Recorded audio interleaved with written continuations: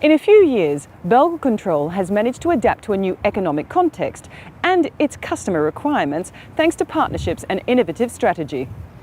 But BELGOCONTROL's position has not always been very easy. Remember, quite a few years ago, BELGOCONTROL faced some challenges that threatened its very existence. So, how did BELGOCONTROL get there? BELGOCONTROL held a monopoly position in Belgium, but nevertheless, it had to deal with growing competition because of the pressure of the airlines and airports to reduce costs.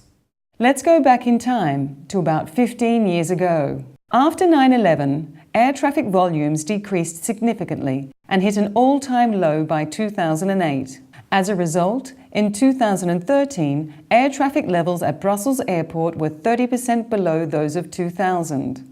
Simultaneously, European rules on economic performances became increasingly stringent and some services were open to competition. In 2018, the Walloon region issued a call for tender for operating the control towers in order to obtain services at the best possible price for airlines serving the region's airports. BELGOCONTROL was in competition with DFS, which already operated several towers in the world for running Liège and Charleroi towers. On the other hand, Aegis, the operator of Antwerp and Ostend airports, negotiated with the Flemish government in order to operate the control towers themselves. Other services such as the Met Office or radar maintenance were also subject to competition. Several competitors offered their services at the best price. But fortunately, in just a few years, BELGOCONTROL was able to renew its working methods, modernize its tools and adjust its services in order to better meet its customer needs.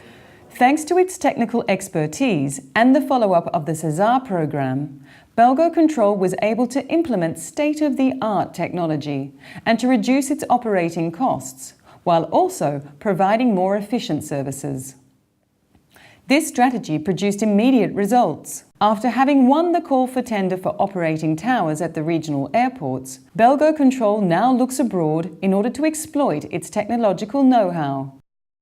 Just a few years ago, the Belgian airspace was one of the most complex and most expensive in the world, to such an extent that airlines made detours through the northern French and the southern Dutch airspaces in order to avoid the Belgian one. Thanks to BELGOCONTROL's proactive strategy, the Belgian airspace underwent a major change.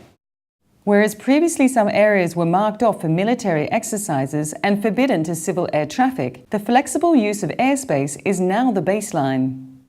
The flexibility was significantly eased by the relocation of military air traffic control to BELGOCONTROL's premises in 2018.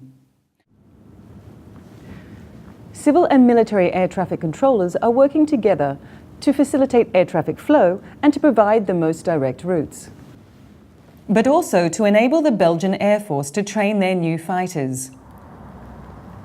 Anyway, the public company has succeeded in quickly enhancing its services in order to tailor them to demand. It has gained recognition in European air traffic control for its innovation skills and flexibility.